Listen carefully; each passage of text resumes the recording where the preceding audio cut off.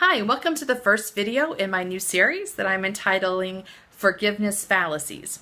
Now, the fallacy I want to look at today is we need to forgive. Now, I realize when I call that a fallacy, I'm flying in the face of almost all tradition, secular and religious alike. But let me explain to you why I don't think forgiveness is the most helpful process for healing.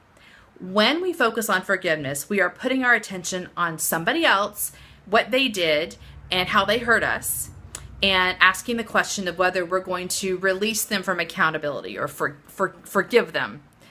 But the problem is, whenever we focus on somebody else, we are immediately putting ourselves in a position of disempowerment. We have no authority or control over what somebody else says or does, or if they take responsibility for us. And even if somehow we are able to convince them to make changes, it actually doesn't get at the essential problem in front of us. And I think if we focus on ourselves, we get to a much more powerful healing experience. The way we focus on ourselves, I think, is by following our no in the situation. We know we have a no because something happened to us that we didn't like, and we don't want that in our lives. So we have a no, that's not okay, I don't want this. And that no is really helpful. It points to something inside of ourselves that isn't quite aligned with what we want. And so we can use that information to get at a deeper healing experience.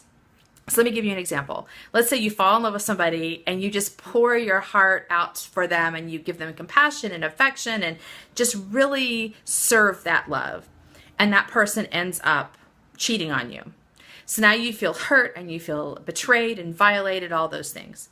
So the no in that situation is, no, I don't want a relationship in which I give my heart and soul and the person ends up devaluing me or dehumanizing me or violating me. That's good. You know what you don't want. You follow that no into the question of, then why did I help create the situation?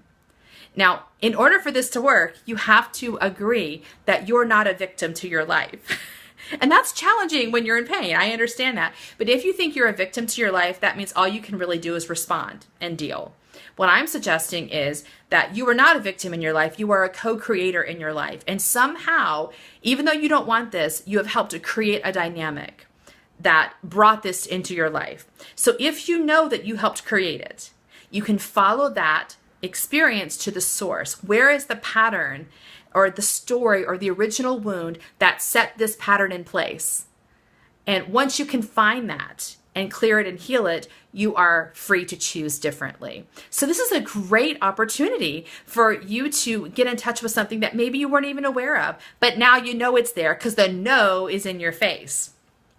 Now, the irony of focusing on forgiveness is that you definitely have a no, but you're not using it to any real benefit. You're just experiencing the no, and actually forgiveness is kind of about like disabling the no. Like you're trying not to feel bad. You're trying to let the person off the hook and kind of losing your no, which means that you're going to keep repeating the same pattern again and again, which is crazy frustrating. You obviously don't want this. Nobody wants this kind of experience, and yet you're creating it over and over again.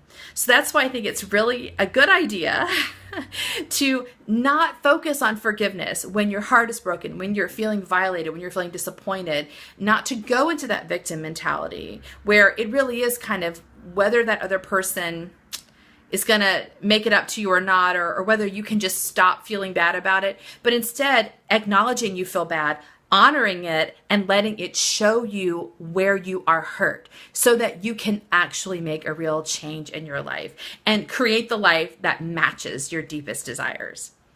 I hope this is helpful for you today, and I hope you'll join me next week for my second video in this series. See you then. Bye.